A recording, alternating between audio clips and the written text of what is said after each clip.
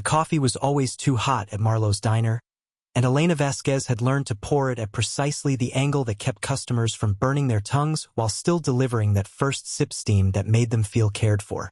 It was a small skill, perhaps meaningless to anyone who'd never worked a double shift on swollen feet, but it was hers. She'd perfected it over 7 years of early mornings and late nights, of grease-stained aprons and tips counted in crumpled singles. The diner sat on the corner of 5th and Brennan, wedged between a pawn shop that never seemed to open and a dry cleaner that smelled perpetually of chemicals and broken promises. The neon sign outside flickered the word Marlowe's in cursive letters that had once been elegant, back when the neighborhood had different dreams. Elena moved through the morning rush with the practiced efficiency of someone who'd learned to make herself invisible while remaining indispensable. Table 4 needed more cream. Table 7 wanted their eggs over medium, not over easy, and she'd have to convince Marco in the kitchen that yes, there was a difference, and yes, it mattered to Mrs. Chun, who came in every Tuesday and left exactly $2. No more, no less. The regulars were her calendar, her almanac of routine. She knew their orders before they sat down, knew their stories in fragments. Divorce papers signed over lukewarm hash browns, job offers celebrated with an extra side of bacon, grandchildren's photos shown with trembling hands that had seen too many winters. The bell above the door chimed, and Elena glanced up from refilling Jerry's cup. Black, no sugar, always in the same chipped mug because he said it tasted better that way.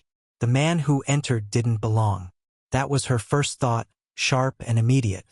His suit was the kind that whispered money rather than shouted it, charcoal gray with subtle pinstripes that caught the light. His shoes were polished to a mirror shine, completely impractical for the slush that March had left on the sidewalks. He looked around the diner with an expression Elena had seen before on the faces of people who'd stumbled into the wrong neighborhood.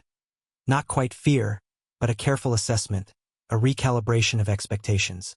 "Sit anywhere you like," Elena called out, her voice carrying the practiced warmth that was part of the uniform as much as the name tag pinned crooked on her chest. The man chose the booth in the back corner, the one with the duct-taped vinyl seat that Marco kept promising to fix. Elena gave him a minute to settle, to look at the laminated menu that offered breakfast all day and dreams that expired at closing time. She delivered Mrs. Chen's corrected eggs, accepted a grunt from Jerry that might have been thanks, and made her way to the back booth with her order pad and a smile that had learned to reach her eyes even on days when her heart wasn't in it. "What can I get you?" she asked, pulling her pen from behind her ear where it left a small indent she no longer noticed. The man looked up, and Elena saw exhaustion in his face that no amount of expensive tailoring could hide. His eyes were dark, almost black in the diner's fluorescent lighting, with shadows underneath that spoke of sleepless nights. He was perhaps 45, maybe 50. Wealth had a way of preserving people, of keeping time at bay with treatments and routines that cost more than Elena made in a month. But his hands trembled slightly as he set down the menu, and she noticed a small scar above his left eyebrow that looked old, the kind that told a story. "Coffee," he said. His voice was rough, like he hadn't used it in a while. "And whatever's good. I trust you." Elena nodded, making a note even though she didn't need to. The act of writing gave her a moment to study him more carefully. He wore a watch that probably cost more than her car, if her car had been worth anything, which it wasn't, not since the transmission started making that grinding sound. But it was the locket around his neck that caught her attention. It hung on a simple gold chain, visible just above the collar of his shirt, and something about it seemed out of place. Men like him didn't wear jewelry that wasn't calculated. That wasn't a statement. This seemed different. Personal.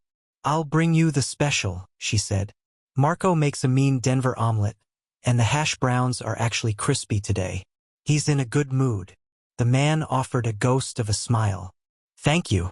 Elena turned to go, but something made her pause. It was instinct, the same instinct that told her when Jerry was having a bad day and needed an extra moment of kindness. When Mrs. Chen's $2 tip was actually a sacrifice and not stinginess. This man was carrying something heavy, something that had nothing to do with the briefcase set beside him on the seat. "You okay?" she asked, the question slipping out before professionalism could stop it. He looked startled, as if no one had asked him that in a long time. "I don't know," he said finally, honestly. "I really don't know." Elena nodded. She understood that answer better than she should. Coffee coming right up. Strong enough to raise the dead or just regular strong? The first one, he said, and this time his smile reached his eyes for just a moment. In the kitchen, Marco was singing off-key to a Spanish radio station, his massive frame moving with surprising grace as he flipped eggs and arranged bacon in perfect parallel lines.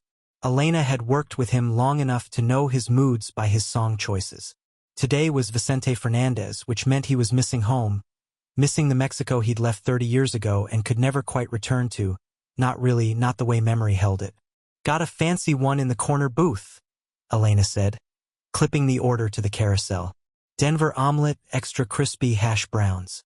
And Marco? Make it good. He looks like he needs it. Marco glanced out through the kitchen window, his dark eyes assessing. They all need something, Mija. That's why they come here instead of the fancy places. We feed more than our stomachs, you know this. Elena poured the coffee, making it strong enough to strip paint, the way the man had asked. She added a small pitcher of cream and carried it out, weaving between tables with the muscle memory of thousands of similar trips. The diner was starting to thin out as the breakfast crowd headed to jobs they may or may not love, lives that continued with or without enthusiasm. When she set the coffee down, the man was staring at his phone with an expression that looked like grief. He didn't seem to notice her approach, lost in whatever was on the screen. Elena cleared her throat softly, and he nearly jumped, pocketing the phone with movements that were too quick, almost guilty. Sorry, he muttered, lost in thought. Happens to the best of us. Elena set down the cream. Food'll be up in a few minutes. Marco's working his magic. As she turned to leave, the man shifted in his seat, and the locket caught the light from the window. Elena froze. It was an involuntary thing, a full-body stop that her brain commanded before she could question it. The locket had swung free from his collar, and now she could see it clearly, oval-shaped, gold with an ornate border of tiny flowers. But it was the etching on the front that made her heart stumble. A bird.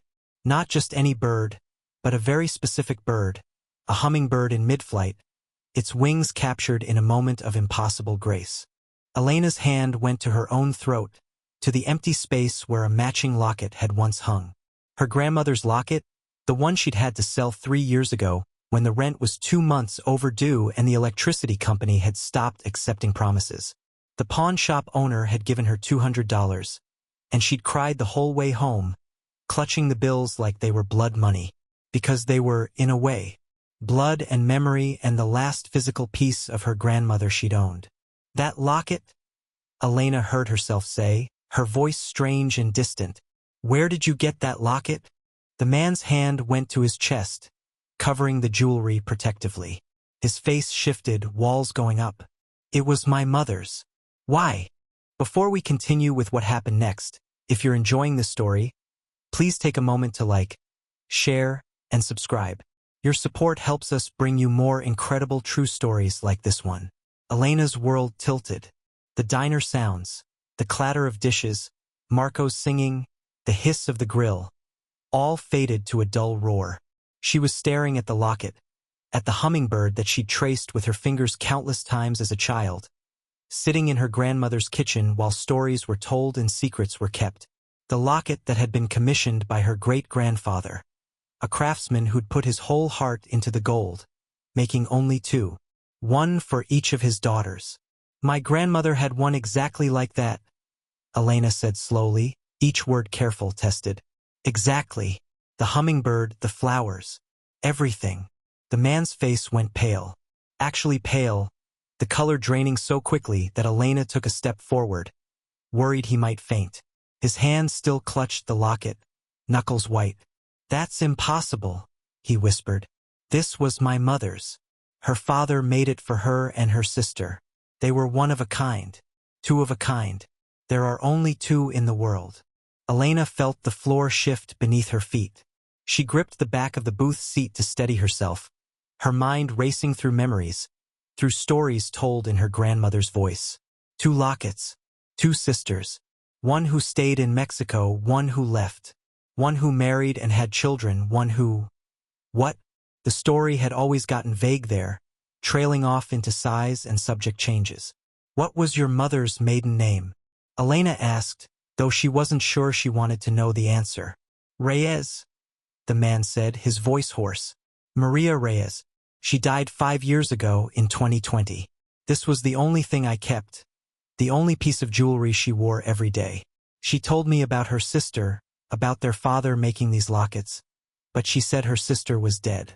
She said everyone from that life was dead. Maria Reyes. Elena's grandmother's name had been Sophia Reyes. 2 sisters. 2 lockets. One story that had apparently been told in 2 very different ways. My grandmother, Elena said, and her voice cracked on the words, was Sophia Reyes. She died 7 years ago. She told me her sister left for America and she never heard from her again. She thought. Elena couldn't finish the sentence. She thought her sister had abandoned her. That's what the silences had meant, what the sad smiles had hidden. The man stood up so suddenly that his coffee sloshed over the rim of the cup, spreading dark across the table.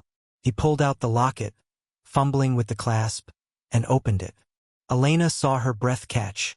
Inside was a faded photograph, sepia-toned and cracked with age. 2 young women, arms around each other, laughing at something outside the frame. They were beautiful in that timeless way, dark hair and darker eyes, and Elena could see her own features reflected in their faces. The familiar curve of a jaw, the way one of them tilted her head. That's my mother, the man said, pointing to the woman on the left. That's Maria. Elena's hand shook as she reached for her own phone, scrolling through photos until she found the one she'd taken of her grandmother's locket before selling it. The one she kept because she couldn't bear to lose every trace. She held it up, showing him the inside, the same photograph, the same 2 women, but this one showed them from a slightly different angle, captured in the same moment but held in different metal. That's my grandmother, Elena whispered, pointing to the woman on the right. That's Sophia. The man stared at the phone, at the photo, at Elena. His face cycled through expressions too fast to name. Shock, disbelief, something that might have been hope or might have been grief. His mouth opened and closed, no sound emerging. And then, without warning, he broke. His composure shattered completely, and he sat down hard, like his legs had given out. His hands covered his face, and his shoulders shook with the weight of decades. Elena stood frozen, every instinct screaming at her to do something, say something, but what were the words for this? What were the protocols when you discovered that the random stranger in your diner was connected to you by blood, by secrets that had outlived the people who kept them? I'm sorry, the man gasped between sobs. I'm sorry, I never.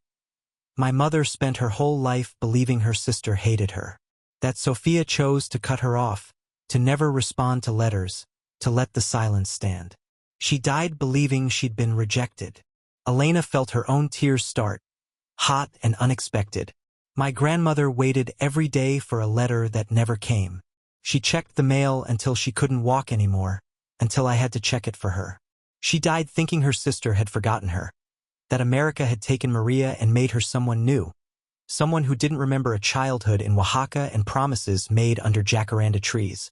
The words hung in the air between them, heavy with decades of miscommunication, of letters that must have been lost or misdirected, of silence that had been interpreted as choice when it was actually circumstance. Elena thought of the stories her grandmother had told about her sister, brilliant Maria, who'd fallen in love with an American businessman, who'd promised to send for Sophia once she was settled. The letters that had come for the first year, then stopped. The silence that had hardened into hurt, into pride, into the decision to stop waiting. My father, the man said, his voice thick, told my mother that her family didn't want to hear from her, that they'd made their feelings clear. He controlled everything. The mail, the phone calls. I didn't know until after he died 3 years ago now, that he'd intercepted every letter, every attempt at contact. He wanted her isolated, wanted her dependent on him alone.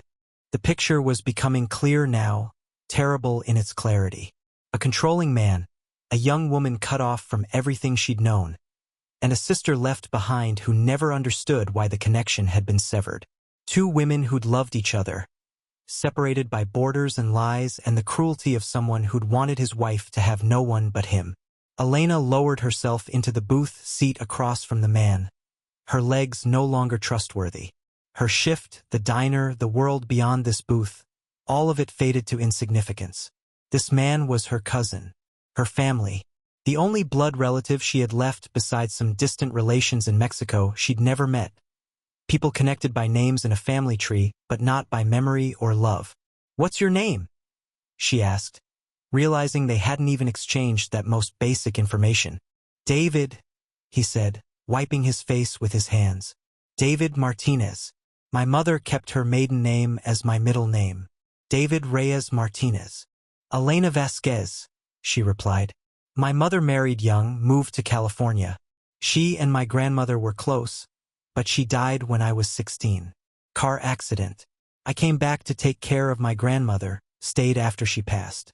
This diner, this neighborhood. It's all I have now." David looked at her, really looked at her, and Elena saw recognition dawning in his face. The same dark eyes, the same slight hook to the nose, the same way of tilting their heads when listening. "My mother would have loved to know you," David said, his voice thick with emotion. "She talked about her nieces and nephews, the children she imagined Sophia having. She created whole lives for them in her mind, detailed stories. She'd say, 'I bet Sophia's daughter is beautiful. I bet she has our father's laugh.' My grandmother did the same," Elena said. "She'd wonder if Maria's children looked like her, if they spoke Spanish, if they remembered being Mexican or if America had washed it away. She'd set an extra place at Christmas dinner, every year, for the family that might walk through the door. It never stayed empty long. She'd invite anyone who looked lonely, anyone who needed somewhere to be. But she always set it first for Maria. The Denver omelet sat congealing on the pass-through window, forgotten. Marco had stopped singing. Through the kitchen window, Elena could see him watching, his face etched with concern. She gave him a small wave, a signal that she was okay, even though she wasn't sure that was true. Okay seemed like such a small word for what she was feeling. This collision of grief and wonder, of loss and discovery. "I don't understand how this happened," David said. "How we ended up here in this diner on this day. I was supposed to be at a business meeting. I woke up this morning, and I couldn't face another conference room, another negotiation. I've been in Seattle for the past week, and my flight back to New York was supposed to leave at noon. I told my assistant I needed air, that I'd catch a later flight. I got in my car and just drove. I wasn't even hungry. I just ended up here." Elena thought about the 1,000 small choices that had led to this moment. Her alarm went off at 5 instead of 6. Mrs. Chun wanted her eggs over medium. Jerry needed his coffee in the specific cup. The accumulation of tiny decisions that had put her in this booth, at this moment when her cousin, walked through the door wearing their shared history around his neck. "I sold my grandmother's locket 3 years ago," Elena admitted, the shame of it still sharp even after all this time. "I was about to lose my apartment. I'd just gotten laid off from my second job. The pawn shop gave me $200. I cried so hard the owner tried to give it back. But I told him no, I needed the money more than I needed the memory. I took a photo of it first, the inside and outside. It's the only thing I have left of her besides a recipe book and a rosary she wore down to almost nothing." David's hand moved to his briefcase. He pulled it onto the table, opened it with shaking fingers, and withdrew a leather portfolio. From inside, he took out a photograph in a simple wooden frame. 2 young women, the same ones from the Locket, but older now. They were standing in front of a house, adobe-colored walls and a bright blue door. One woman was pregnant, her hand resting on her swollen belly. The other had her arm around her sister's shoulders, her face glowing with happiness. "This was taken 6 months before my mother left Mexico," David said. "She was pregnant with me. Sophia was there helping her, taking care of her. My mother told me they'd promised to raise their children together, to make sure cousins were as close as siblings. And then my father. And then everything fell apart." Elena looked at the photograph, at the promise frozen in time, and felt the full weight of what had been lost. Not just two sisters separated by circumstance, but an entire future. Children who should have known each other, family gatherings that never happened, a web of connection that had been cut before it could fully form. She was 32 years old, had lived her entire life believing she was essentially alone in the world, and now here was proof that she'd had family all along, just out of reach, living parallel lives in different worlds. The omelet had gone completely cold by the time Elena remembered its existence. Marco had, with his usual understanding, remade it without being asked and set it in front of David with a gentle pat on the shoulder. The gesture said everything Marco couldn't put into words, that this diner had seen 1,000 small tragedies and occasional miracles, and this morning seemed to be landing somewhere in between. Elena's shift should have ended at 2 o'clock, but Rosie had called in sick, and someone needed to cover the afternoon. It was almost 4 now, and the diner had fallen into that quiet lull between lunch and dinner when the lights slanted golden through the windows and dust motes danced in the air like they had nowhere else to be. David hadn't left. He'd moved from the booth to the counter, nursing his 4th cup of coffee, and Elena had circled back to him between orders of grilled cheese and tomato soup, between refilling ketchup bottles and wiping down menus that had been wiped down 1,000 times before.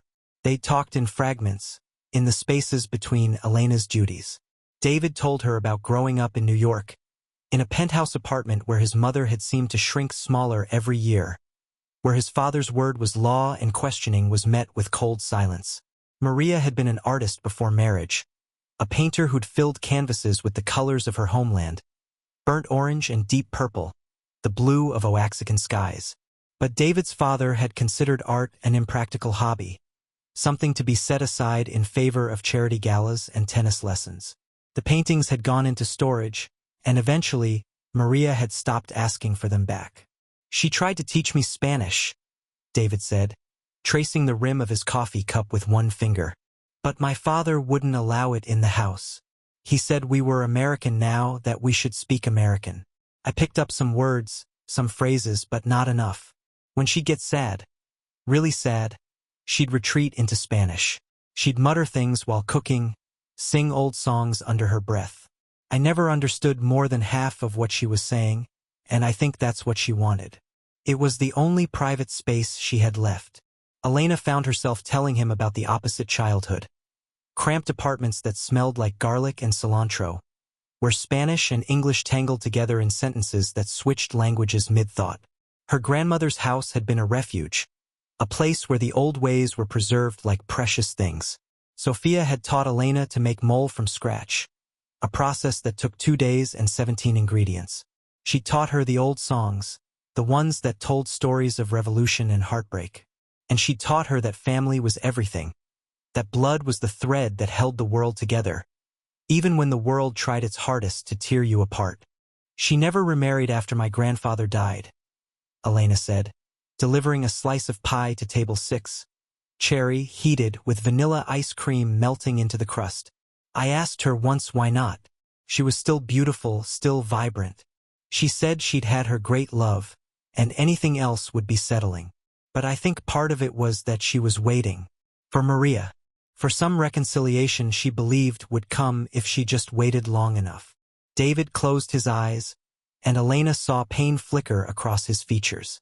"My mother married at 19. She died at 73. 54 years with a man who systematically cut her off from everything she loved. And she stayed because of me, because leaving would have meant losing custody, and my father had lawyers and money and power. She told me once, toward the end when the cancer had made her brave enough to speak truths, that she dreamed of running away, of taking me and disappearing back to Mexico, of finding Sophia and begging forgiveness. But the years passed, and the courage never quite came, and eventually, it was too late." The story was settling into Elena's bones with a weight she recognized. The particular pain of women who'd made choices or had choices made for them, who'd survived when survival was the only option available. She thought about her own mother, who'd married young to escape a boyfriend who'd loved her with fists, who'd found brief happiness in California before a drunk driver had decided that red lights were merely suggestions. Women in her family seemed to collect tragedies, to wear them like uncomfortable jewelry they couldn't quite take off. "I should call my boss," David said, glancing at his phone which had been buzzing periodically with increasing urgency. I was supposed to be on a plane hours ago. There's a deal closing tomorrow, investors waiting. I'm supposed to give a presentation at 9 a.m. Are you going to?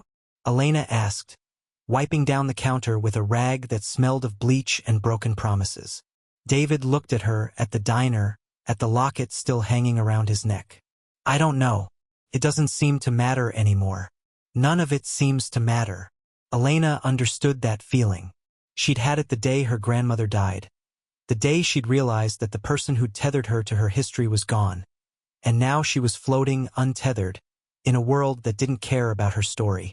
The diner had saved her in a way, had given her a structure, a routine. The regulars had become a kind of family, dysfunctional, temporary, but present. Marco emerged from the kitchen, his shift ending, his apron stained with the evidence of the day's work. He looked at Elena with those eyes that saw too much, that understood without needing explanation. You okay, Mija? He asked, his voice low. I don't know yet, Elena said honestly. Ask me tomorrow. Marco nodded, squeezed her shoulder, and left through the back door. Through the window, Elena could see him lighting a cigarette, could see the tension leave his shoulders with the first exhale. Everyone carried something, she thought. Everyone had their own version of missing sisters and lost lockets, of lives that had taken turns that couldn't be untaken. David's phone rang, not buzzed. The sound was jarring in the quiet diner. He looked at it, then at Elena, then answered. Yes, I know. I'm sorry. Something came up. He paused, listening. No, I'm fine. I'm more than fine. He trailed off, seeming to struggle with how to explain. I need a few days, maybe a week. Can you handle the Marchetti deal? You've been in the meetings, you know the numbers better than I do anyway. Another pause, longer this time. I don't know where I am. Seattle. Portland, maybe. No. I'll call you when I figure it out. He hung up without saying goodbye and set the phone face down on the counter. That was my CFO. She thinks I'm having a breakdown. Are you? Elena asked, not unkindly. David laughed, the sound unexpected and slightly unhinged. Probably. Definitely.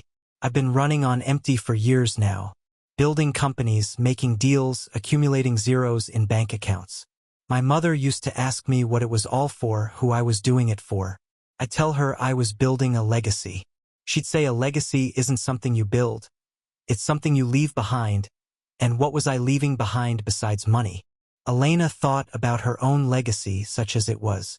7 years at Marlowe's diner. Perfect coffee pours and remembered orders. A small apartment with second-hand furniture and plants she kept forgetting to water. A savings account that never quite managed to grow past $1,000 before some emergency. A car repair, a medical bill, a friend in need. Took it back down to double digits. She was 32 and living paycheck to paycheck. Her dreams the kind that stayed small out of necessity.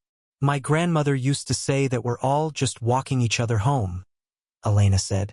That the point of life isn't what you accumulate, it's who you help along the way. She probably stole that from someone, a poet or a priest, but she believed it. Every person who came through her door was fed, whether she had food to spare or not. She died with nothing except the love of a neighborhood who showed up to her funeral in numbers that surprised me. The church couldn't hold everyone. They stood outside in the rain, and they cried like they'd lost their own mother. David's eyes were bright with unshed tears again. My mother's funeral was in a cathedral that echoed when you walked. There were hundreds of people, business associates and society friends. They said the right things, made the right faces.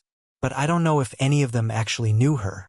I gave a eulogy full of accomplishments, her charity work, her position on various boards. I didn't mention that she sang Mexican lullabies when she thought no one was listening.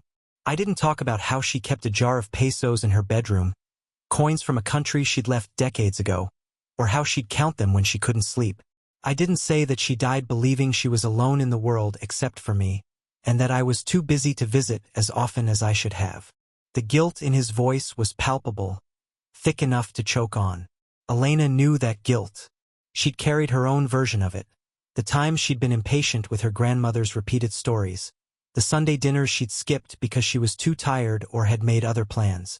The dead left gifts of regret that couldn't be returned or exchanged. She knew you loved her, Elena said firmly. Whatever else is true, she knew that. Did she? I was always working, always traveling. I sent money, paid for the best doctors when she got sick, the best hospice care. But I wasn't there. Not really. Not the way she needed me to be. Elena wanted to argue, to offer comfort, but she recognized the futility of it. Some guilt had to be worked through, not around. Some lessons had to be learned the hard way in living with yourself after. The door chimed and Mrs. Chun shuffled in for her dinner shift. The same meal she always ordered at this time, meatloaf and mashed potatoes, green beans on the side. Elena moved to serve her, grateful for the momentary interruption, the chance to resettle herself. Mrs. Chen's needs were simple, predictable. There was comfort in that predictability, in knowing exactly what someone wanted and being able to provide it. When Elena returned to the counter, David was looking at the photograph again, the one of the two sisters in front of the blue door. He traced his finger over their faces with a gentleness that made Elena's chest ache. "I have more," he said suddenly. "At my apartment in New York. Boxes of my mother's things that I haven't been able to go through. Photo albums, journals. I couldn't face it before, but now. Elena, there might be more pictures of Sophia.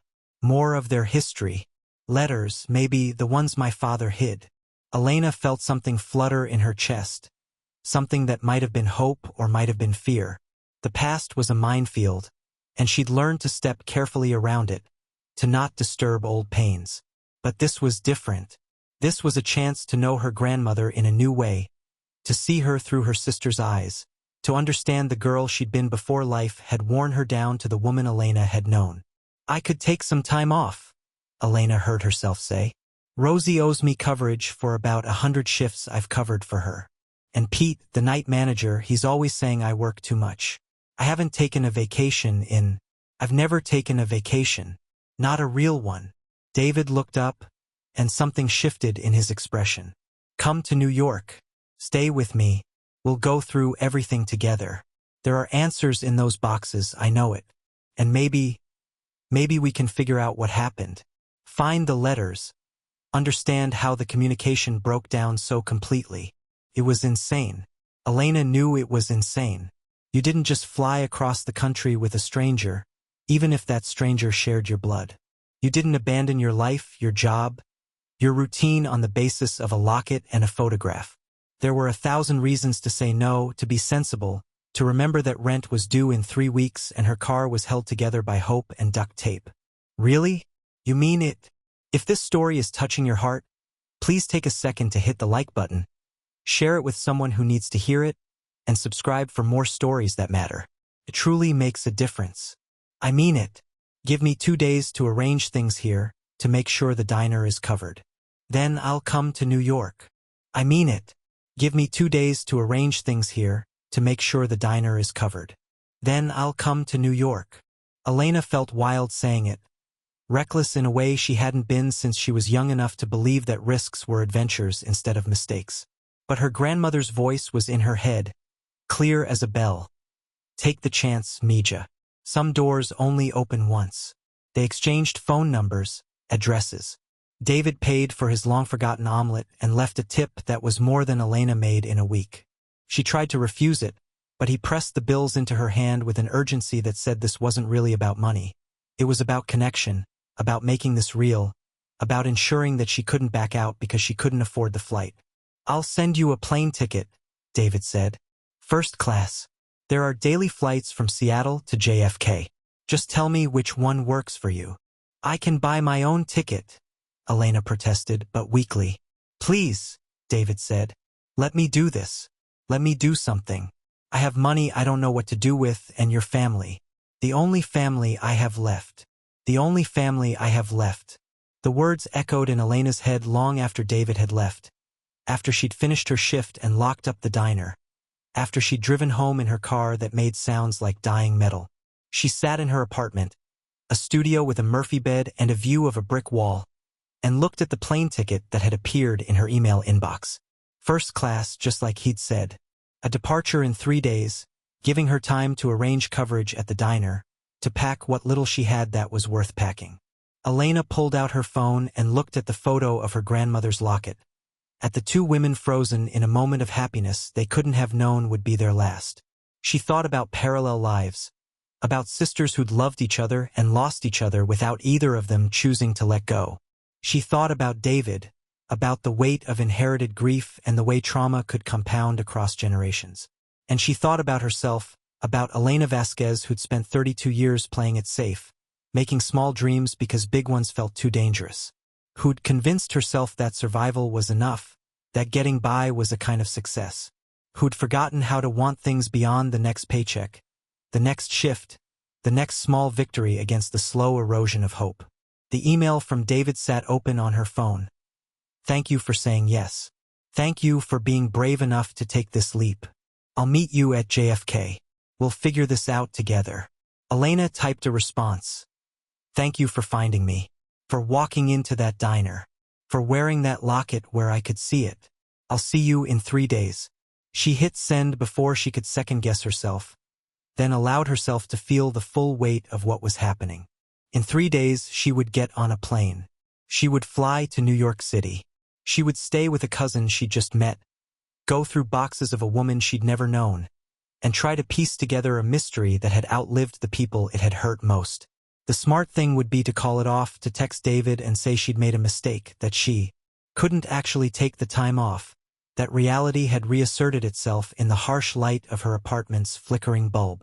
But Elena had been smart her whole life, careful and cautious, and where had it gotten her? To a studio apartment with a Murphy bed and a job that paid just enough to keep her treading water but never enough to reach the shore. Her phone buzzed. A text from Rosie. Heard you're taking time off finally. About damn time. Don't worry about the diner, I got you covered. Bring me back something expensive from New York LOL. Word traveled fast in their small world. Marco must have told Rosie, who would tell Pete, who would tell Jerry and Mrs. Chen and everyone else who considered themselves stakeholders in Elena's life. It was intrusive and comforting in equal measure, this web of people who cared just enough to be nosy, who'd witnessed her daily struggles and small victories for years. Elena looked around her apartment, really looked at it for the first time in months. The stack of library books she kept meaning to return. The painting her grandmother had done, amateur but earnest, showing that blue door from the photograph. The shelf of spices she used to cook the recipes Sophia had taught her. Mole negro, pozole, tamales for Christmas, even though it was just Elena alone now, eating them in front of the television while other families gathered. This was her life, contained in 400 square feet of worn carpet and peeling paint. She thought about David's world, penthouses and business deals, money that moved in numbers she couldn't quite conceptualize. Different struggles, maybe, but struggles nonetheless. His mother had lived in luxury and died lonely. Sophia had lived simply and died surrounded by love. Neither ending was the one they'd wanted, which had been each other. Elena opened her laptop, a refurbished model from 3 years ago that wheezed when loading too many tabs, and began researching New York. She'd never been, had barely been anywhere. A school trip to Portland once. A weekend in Vancouver with her mother, before the accident, when Elena had been 15 and the world had still seemed like it might open up for her. But New York? New York was a place that existed in movies and books, not in the life of a waitress from a forgettable neighborhood in a city that people flew over to get somewhere else. The apartment David lived in, she'd looked up the address, was in a building that had a doorman and a name. The Eldridge. It sat on the Upper East Side, a neighborhood where the rent on a studio probably cost more than Elena made in 6 months. She felt a flutter of anxiety in her stomach. What did you wear to a place like that? How did you act? She owned exactly 2 pairs of jeans that didn't have stains, 3 shirts nice enough for anything beyond the diner, and 1 dress she'd bought for her grandmother's funeral and hadn't worn since. Elena pulled out her suitcase from under the bed. A battered thing from a thrift store, covered in stickers from places she'd never been, left by its previous owner. She began to pack, then stopped, realizing she had no idea what to pack for. How long would she be gone? A week? 2? David had said he needed time off, but what did time off mean for someone like him? She settled on a week's worth of clothes, figuring she could wash things, and could make do the way she always did. The next day at the diner passed in a strange blur. Word had definitely spread, and the regulars treated Elena differently, with a mixture of excitement and something that looked almost like loss. Jerry gripped her hand when she refilled his coffee, his calloused palm warm and steady. "You be careful out there," he said, his voice gruff. "Big city like that. It'll eat you alive if you're not paying attention." "I'll be careful," Elena promised, though she wasn't sure she believed it. She'd spent so long being careful that she'd forgotten how to be anything else. Maybe it was time to be reckless, to let the city take a bite if it wanted to. Mrs. Chun presented her with a small jade elephant, pressing it into Elena's hand with both of hers. "For luck," she said in her accented English. "Protection. You bring back, yes? You come back." "I'll come back," Elena said, and meant it. This was her home, these were her people. But she understood the underlying fear, that people who left sometimes didn't return, that distance had a way of becoming permanent. Hadn't that been the story of Maria and Sophia? A temporary separation that had calcified into forever.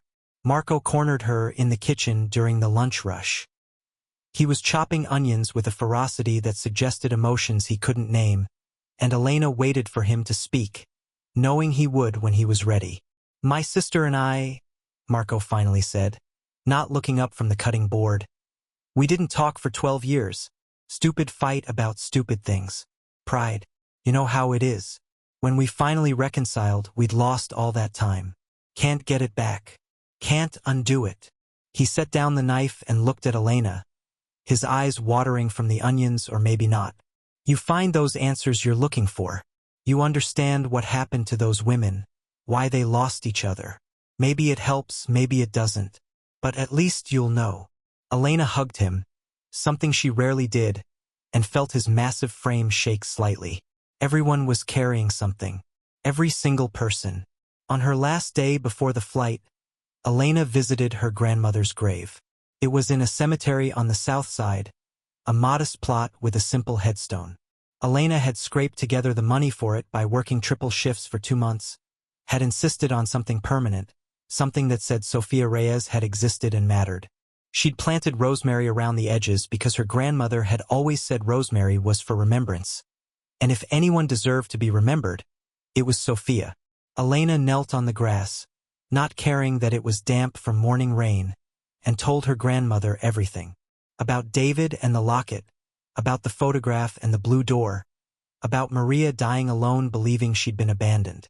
The words poured out like a confession, like a prayer, and Elena waited for some sign.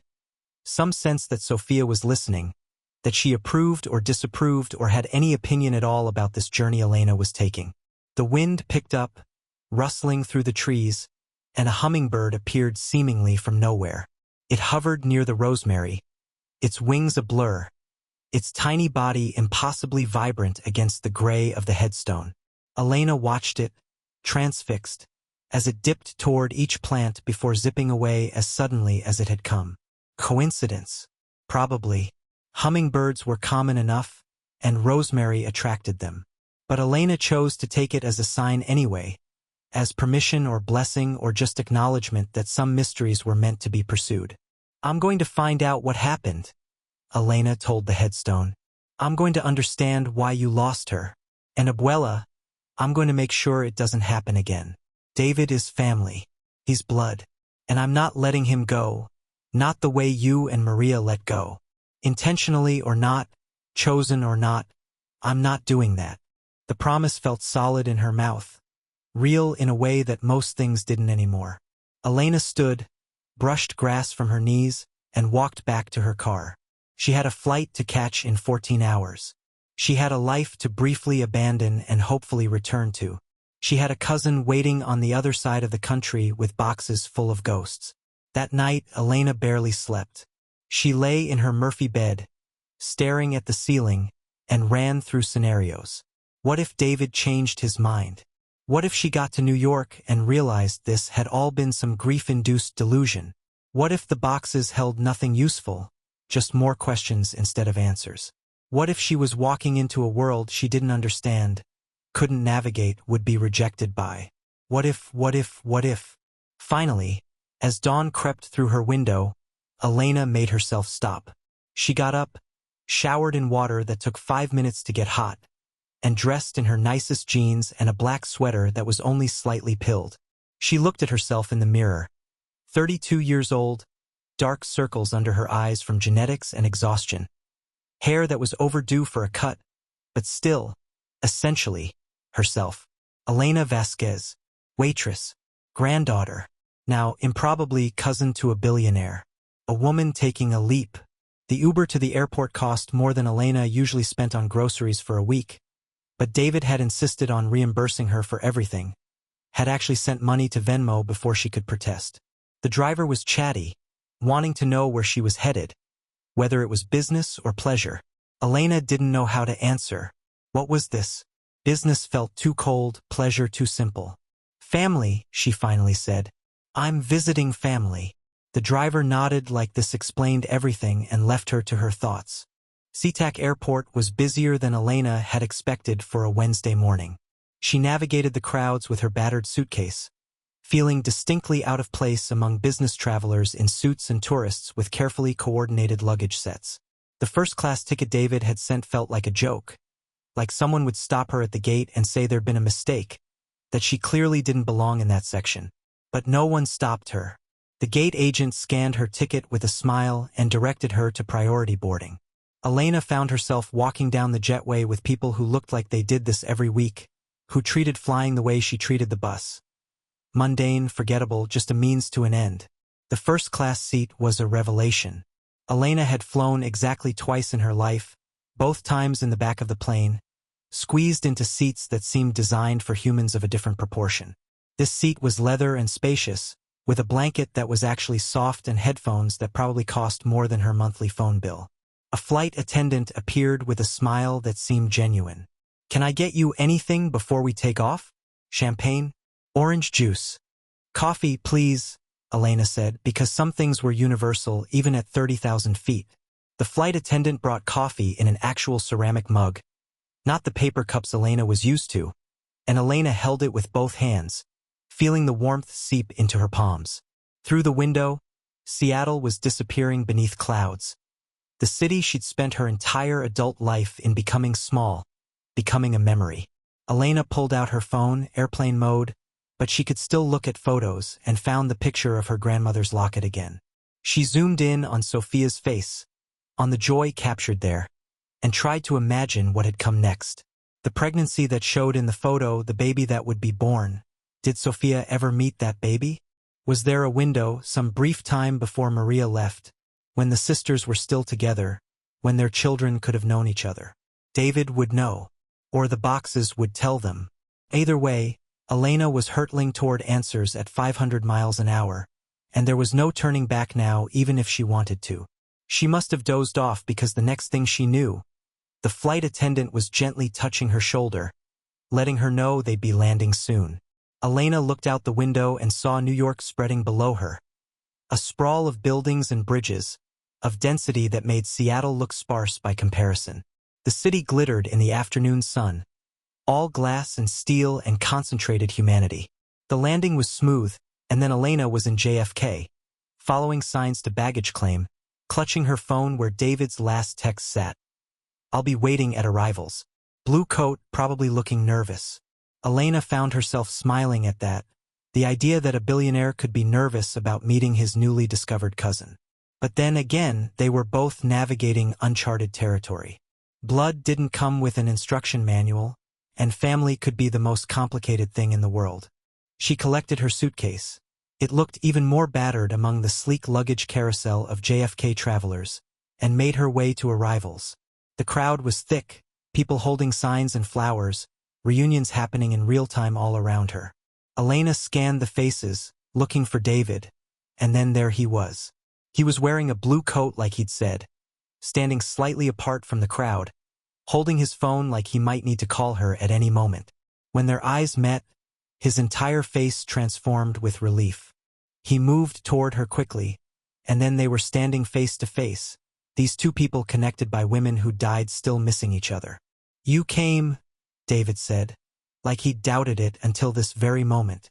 I came, Elena confirmed. And then, in the middle of JFK's arrivals terminal, they hugged. It was awkward and earnest, two strangers trying to be family, and Elena felt David's heart beating fast against her own. When they pulled apart, he was wiping his eyes. "Sorry," he said. "I've been doing a lot of that lately." "Me too," Elena admitted. "I think we're allowed." David took her suitcase despite her protests and led her out to where a car was waiting. Not a limo, thankfully, but a nice sedan with a driver who nodded at them both. The drive into Manhattan was like entering another world. Elena pressed her face to the window, watching the city scroll past, trying to take it all in at once and failing spectacularly. "It's overwhelming," David said, watching her reaction. "I've lived here for 20 years, and I still get overwhelmed sometimes. But you'll get used to it. Or you won't, and that's okay too." The Eldridge was exactly as intimidating as Elena had imagined.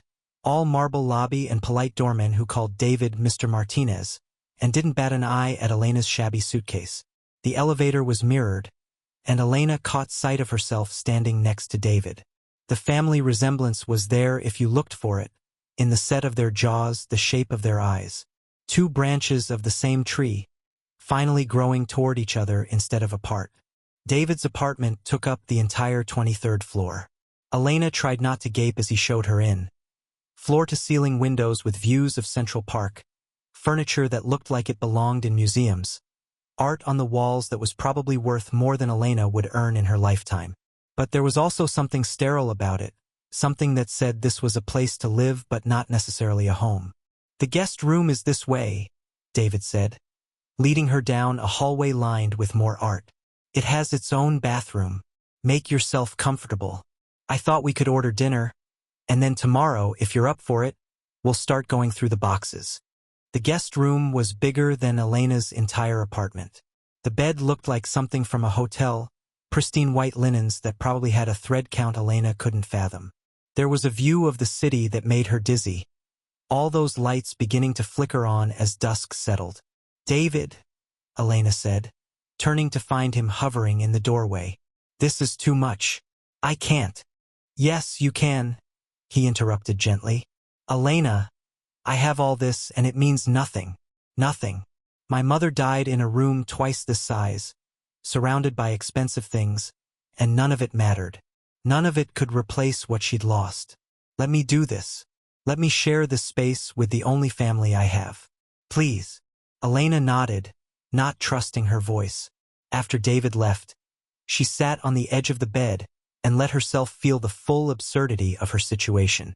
3 days ago, she'd been pouring coffee at Marlowe's diner. Now she was in a Manhattan penthouse, about to excavate family secrets with a cousin she hadn't known existed. Her phone buzzed. A text from Rosie. "Did you make it? Is he secretly a serial killer? Should I be worried?" Elena typed back. "Made it. Not a serial killer. We'll call tomorrow with updates." She looked out at New York, at the impossible density of it, and thought about Sophia and Maria, about sisters separated by this same city, by choices and cruelties they couldn't control. Tomorrow, she and David will start looking for answers. Tonight, she was just going to sit with the strangeness of it all, with the vertigo of a life shifting beneath her feet. The boxes arrived at 10 in the morning, delivered by a storage company in a truck that barely fit in the loading zone outside the Eldridge. Elena watched from David's living room window as 4 men-wheel dollies stacked with cardboard boxes, each one marked with black marker in David's precise handwriting. "Mother's belongings, 2019. There were 12 boxes in total, 12 containers of a life that had ended 5 years ago and had been waiting in climate-controlled storage for someone to be brave enough to open them. David stood beside Elena, his coffee cup trembling slightly in his hand. He'd barely slept. Elena had heard him moving around the apartment at 3 in the morning, footsteps on hardwood, the sound of someone pacing through insomnia. She'd gotten up to check on him and found him standing in front of a painting in his study, a small canvas that looked different from the expensive, impersonal art that decorated the rest of the apartment. "My mother painted this," David had said without turning around. "It was the only one my father let her keep out." He said it matched the decor. She painted it 6 months before she died. when the cancer was bad but she could still hold a brush. She called it the sister. Elena had looked at the painting more closely. It showed two women on a hillside, their backs to the viewer, looking out over a valley. One woman had her arm around the other's shoulders. The colors were faded, muted, except for one spot of brilliant blue in the distance that could have been a door or a dress, or just a memory of something bright in a landscape of loss. Now, in the morning light, the boxes were being stacked in David's dining room, a space that looked like it had never been used for actual dining. The table a pristine expanse of polished wood. The delivery men worked efficiently, professionally indifferent to the emotional weight of what they were carrying. They had David sign a form, refused his offer of water, and left with the same brisk efficiency they'd arrived with. And then it was just Elena and David, and 12 boxes that contained the fragments of Maria Martinez Ney Reyes. "I don't know if I can do this," David said, and his voice cracked on the last word. "I've been avoiding this for 5 years. I told myself I would deal with it when I was ready, and then I kept finding reasons not to be ready. But now you're here, and we need to understand what happened, and I don't know if I'm strong enough to face what's in there." Elena thought about strength, about how it wasn't always the absence of fear but sometimes just the willingness to be afraid and move forward anyway. She walked to the nearest box, picked up the utility knife David had set on the table, and sliced through the packing tape with more confidence than she felt. "We'll do it together," she said. "Whatever we find, we'll find it together." The first box was clothes, expensive things, designer labels that meant nothing to Elena but probably meant exclusivity and status to the people who understood fashion. Silk blouses in muted colors. Cashmere sweaters softer than anything Elena had ever touched. A coat that might have been vintage Chanel, though Elena was only guessing based on the interlocking C's on the buttons. These were the clothes of a woman who'd been dressed by her circumstances, by the expectations of a world Elena had never inhabited. But at the bottom of the box, wrapped in tissue paper, was something different, a huipil, a traditional Oaxacan blouse hand-embroidered with flowers and birds. The fabric was worn soft from wear, the colors faded but still vibrant enough to suggest how beautiful it must have been when new. Elena lifted it carefully, and something fell out. A folded piece of paper, yellowed with age. David picked it up, unfolded it with shaking hands. "It's a letter," he said. "From Sophia. To my mother." Elena moved to stand beside him, and together they read, "My dearest Maria, I write this knowing you may never receive it, as I have written so many letters that have gone unanswered. But I continue to write because hope is the last thing to die, and I am not yet ready to bury my sister. Today would have been our father's 70th birthday. I went to the house, the one with the blue door that we loved so much.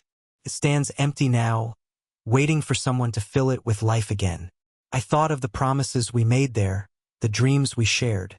Do you remember how we were going to raise our children together? How did we said no distance could separate blood? I don't know what I did to make you stop writing. I have examined every letter I sent, looking for the offense that caused this silence.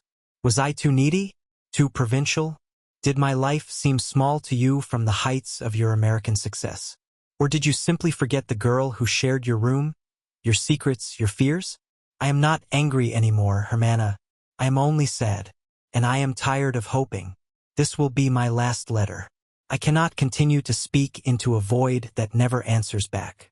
But know this, I loved you. I love you still. And if you ever need me, ever want to return to the life we shared, my door is open. The blue door. It will always be open for you. Your sister, Sophia." The letter was dated March 15th, 1987, 38 years ago. Elena did the math quickly. Her grandmother would have been 35, Elena's mother would have been a child, and Maria would have been in New York, married to a man who'd made it his mission to cut her off from everything she'd loved. David was crying silently, tears streaming down his face as he read the letter a second time, then a third. "She wrote back," he said, his voice barely above a whisper. "My mother wrote back. I remember her at the desk in her bedroom, writing letters in Spanish that my father said were to old friends. But they were to Sophia. She wrote back, and Sophia never got them." "Your father," Elena said. and the anger in her voice surprised her. He intercepted them. All of them. All of them, David confirmed. He controlled everything. The mail came to his office first. He had a secretary who handled personal correspondence. My mother never saw what came in, never knew what went out. She thought Sophia had abandoned her, and Sophia thought the same about my mother. Two women who loved each other, destroyed by one man's need for control. Elena felt rage building in her chest, hot and righteous. This wasn't a tragedy. It was a crime. David's father, a man she'd never met and never would, had systematically isolated his wife, had cut her off from her family, her culture, her support system, and he'd done it so thoroughly that neither sister had known the other was still reaching out, still hoping, still loving. They opened the second box with renewed urgency, desperate now for more pieces of the puzzle. This one held photo albums, the old-fashioned kind with sticky pages and plastic covers. Elena and David sat on the floor, the expensive dining chairs forgotten, and spread the albums around them like archaeologists examining artifacts.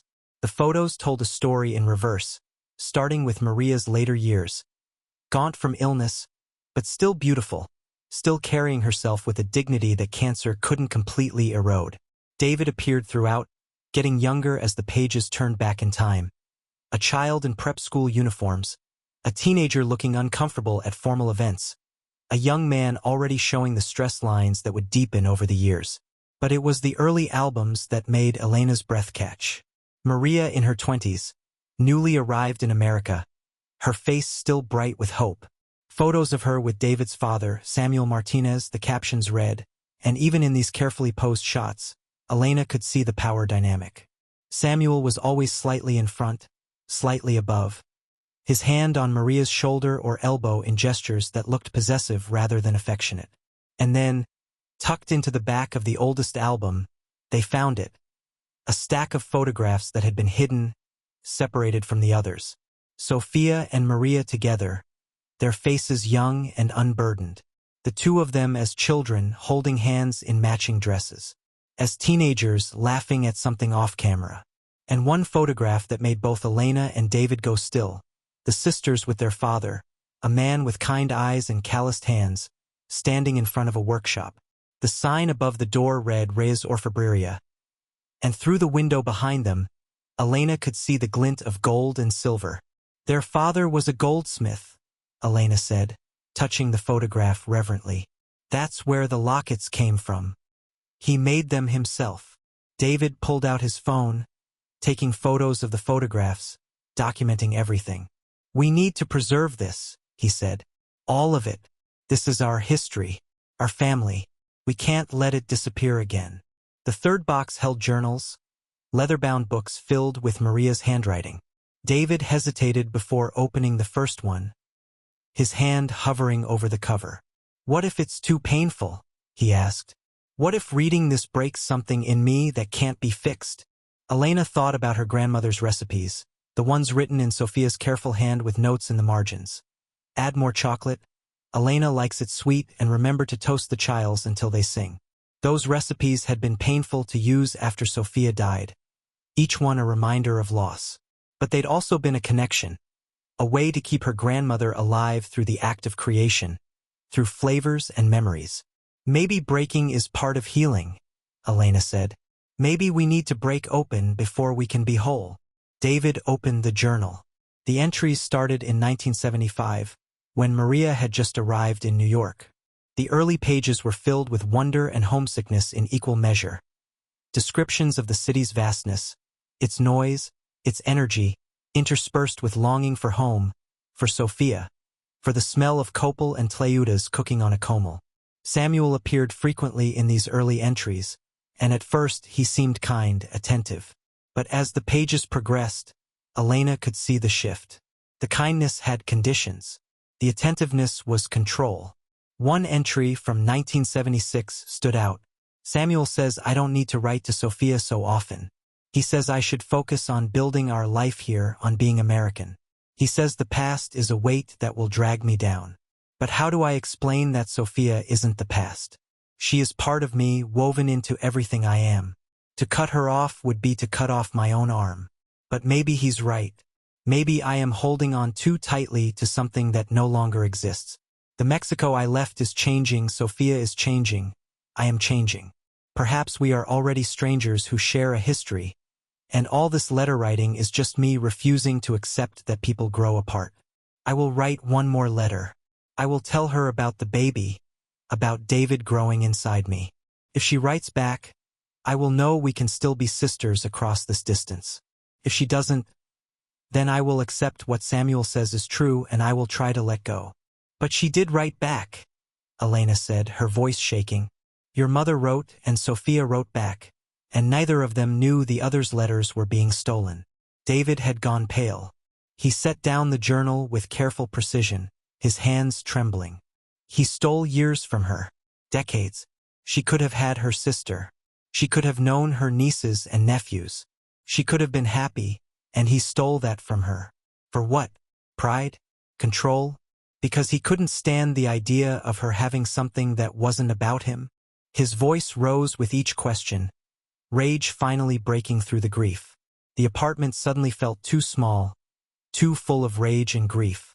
Elena stood up, needing to move, and found herself at the window overlooking Central Park.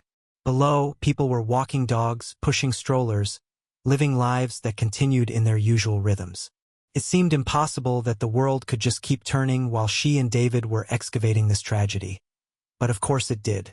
The world didn't stop for anyone's pain. We should call the police, Elena said suddenly. This was mail fraud. It was abuse. There must be something illegal about what he did. He's been dead for 3 years, David said bitterly. There's no accountability left.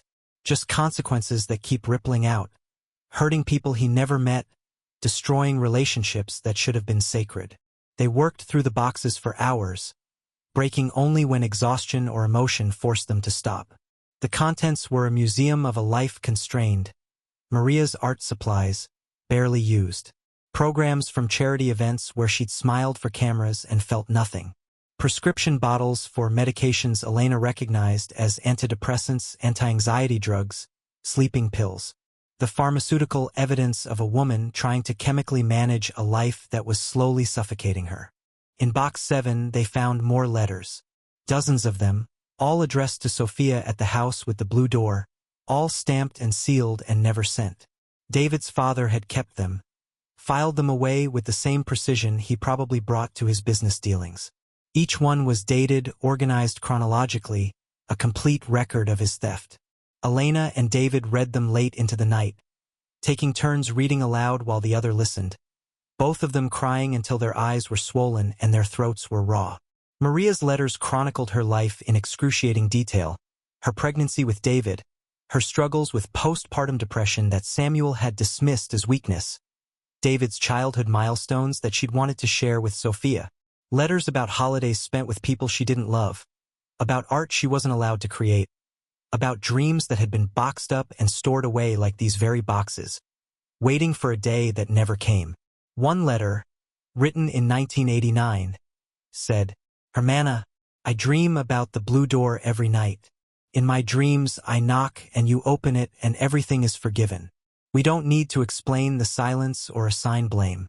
We just hold each other and cry, and then we make coffee the way Mama taught us, and we sit at the kitchen table while our children play together and we are whole again. But I wake up in this apartment that is beautiful and empty, and I know that dreams are just dreams. You must hate me by now. I would hate me too. I made promises I couldn't keep. I chose a man over my sister, and that is unforgivable. But if you could see inside my heart, you would know that I never really chose him. I was young and stupid and in love with the idea of love. I thought America meant freedom, but I brought my cage with me. I just didn't recognize it as a cage until the door had already closed. Tell your children about me sometimes. Tell them they have an aunt in America who loves them even though she's never met them. Tell them that family isn't broken just because you can't see it. Tell them I tried. Always your sister, Maria. My mother was a prisoner, David said, the words hollow with shock. She was a prisoner in a gilded cage, and I never knew. I thought she was sad sometimes. Quiet. I thought it was just her personality. I never questioned why she didn't have friends, why we never visited Mexico, why she only spoke Spanish when she was alone. I just accepted it all as normal. He stared at the letter in his hands, unseeing. Elena wanted to comfort him, to say something that would ease his guilt, but what comfort was there? This was the truth, ugly and irredeemable. David had been raised by a monster and hadn't known it, and now he had to reconcile every memory of his father with this new understanding. You were a child, Elena said finally. You can't blame yourself for not seeing what you weren't supposed to see. Your father was careful. He constructed a reality and made sure everyone in it believed it was real. But I'm not a child anymore. I haven't been a child for decades. And I was still accepting my father's version of things, still making excuses for his behavior even after he died. He was a man of his time, I'd tell people. He had high standards, as if those things justified what he did. As if being born in a certain era gave him permission to destroy my mother's life. They fell asleep on David's living room floor, surrounded by boxes and letters, by the accumulated evidence of a crime that would never be prosecuted. Elena woke at dawn to find David still sleeping, his face finally peaceful in a way it hadn't been since she'd met him. She carefully stepped over the boxes and made her way to the guest room, where she showered and changed and tried to gather herself for whatever came next. Her phone showed missed calls from Rosie and texts from Marco, her diner family checking in, making sure she was okay. Elena typed out a quick update. Found a lot of answers. None of them good. We'll call soon. She couldn't explain more than that, couldn't begin to put into words what the past day had contained. When David woke, they ordered breakfast from some service that delivered restaurant-quality food in packaging fancier than Elena's actual dishes. They ate in silence, both of them too exhausted for conversation, and then returned to the boxes because what else could they do? Box 9 contained official documents, birth certificates, immigration papers, social security cards. Maria's green card, worn at the edges from being carried in a wallet. David's birth certificate, listing Maria and Samuel as parents at Mount Sinai Hospital on October 3, 1976. And tucked among these official papers, a document that made both Elena and David freeze. It was a restraining order application, filled out in Maria's handwriting but never filed. It was dated 1985, and the description of abuse was clinical and devastating. Economic control, isolation from family and friends, monitoring of all communications, threats of deportation and loss of custody if she attempted to leave. At the bottom, in Maria's handwriting, I can't do this. If I file this, he'll take David. I can't lose my son. Better to endure than to lose the only piece of my heart I still have. She tried, David said, barely above a whisper. She tried to leave, and he'd set it up so that leaving would mean losing me. So she stayed. She stayed and endured and slowly disappeared, and it was because of me. To protect me. No, Elena said fiercely. Not because of you. Because of him. Don't you dare take responsibility for what he did. Your mother made the choice she had to make given impossible circumstances. But the circumstances were his fault, not yours. But she could see the guilt taking root in David, could see how it would grow and twist and become another way his father's cruelty would keep causing pain long after Samuel Martinez was ash in memory. They found more evidence of Maria's truncated attempts at resistance, brochures for domestic violence hotlines, business cards from lawyers she'd consulted and then never hired, contact information for women's shelters that she'd memorized and then forced herself to forget. The final box contained Maria's art, canvases she'd painted in secret, hidden away from Samuel's dismissive eyes. They were explosions of color and emotion. Scenes of Oaxaca rendered in bold strokes, portraits of Sofia from memory, paintings of the blue door that had haunted her dreams. Each one was signed and dated, a timeline of stolen moments when Maria had remembered who she was beneath who she'd been forced to become. Elena and David sat among the boxes as afternoon light turned gold across the hardwood floors. They had spent 2 days excavating the past, and now they had their answers. Not the answers they'd wanted. There was no happy explanation, no misunderstanding that could be cleared up with a conversation. Just the brutal truth of one man's cruelty and 2 women's enduring love despite impossible distance. What do we do now? David asked, his voice hoarse from crying, from reading, from bearing witness. Elena thought about Sophia checking the mail every day until she couldn't walk anymore. She thought about Maria writing letters that would never be sent, painting pictures no one would see. She thought about wasted years and stolen moments and the price women paid for other people's choices. "We don't let it happen again," Elena said firmly. "We stay in each other's lives. We build what they couldn't have. We make sure their story doesn't end in silence and separation." David nodded, and something like hope flickered across his exhausted face. "I want to take Maria's paintings back to Mexico, to the house with the blue door. I want to find it, restore it, turn it into something, a gallery maybe, or a community center. Something that honors both of them. A place that brings people together instead of keeping them apart," Elena added, the idea taking shape between them. Yes, Sophia would love that. They spent the rest of the week making plans, building a future from the fragments of the past. David put his business on hold indefinitely, letting his capable team handle what he'd once thought only he could do. Elena called Rosie and explained she'd need more time, and Rosie, being Rosie, told her to take all the time she needed, that some things mattered more than bacon and eggs. Before Elena returned to Seattle, they visited a jewelry maker in the Diamond District.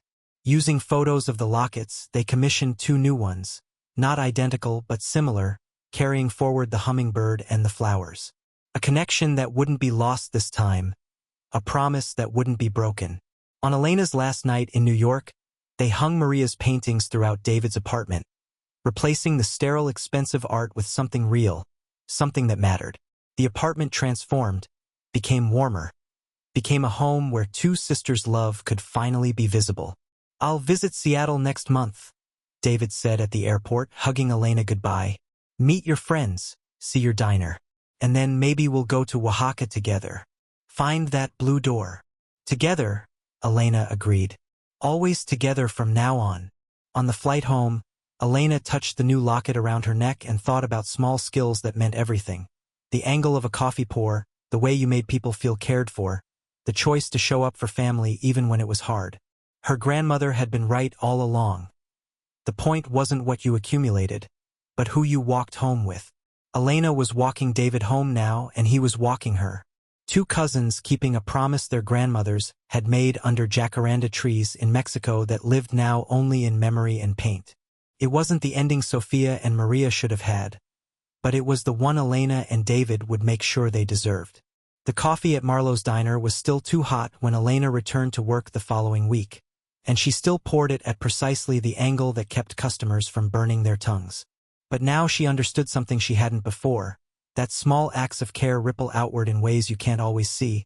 That pouring coffee with love was its own kind of art. That showing up for people day after day was how you built a life that mattered.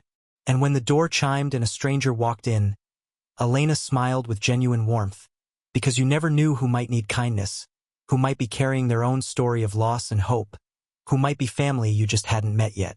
If this story moved you, please like this video, share it with your friends and family, and subscribe to our channel. Stories like Elena and David's deserve to be heard, and your support helps us continue sharing them. Thank you for reading.